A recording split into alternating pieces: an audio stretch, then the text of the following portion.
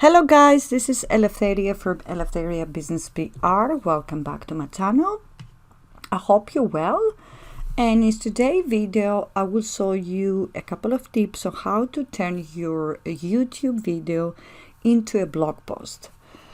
First of all, you can go to your YouTube video and then you can go below and then click those three dots and then show transcript here, and on the right hand side of the top here you can see the transcripts, and you can actually copy and paste it. First of all, this one is auto-generated. You do understand there will be mistakes. What you can do after you copy and paste it, you can go to your Google documents. The best thing.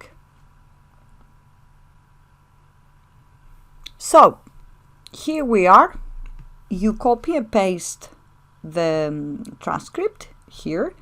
And then what you can do, I just have a small example, of course. Don't forget there will be mistakes because, as I say, is auto-generated, we talk fast, they don't just picking up all the words, there will be spelling mistakes, so you need to clear it up and check the paragraphs, etc. What you can do, on the Google Drive, there is an extension here on add-ons, they're called Text Cleaner, so you can do that and select the text that you want to clean and make it a bit faster. You can actually delete the times if you want, or create paragraphs.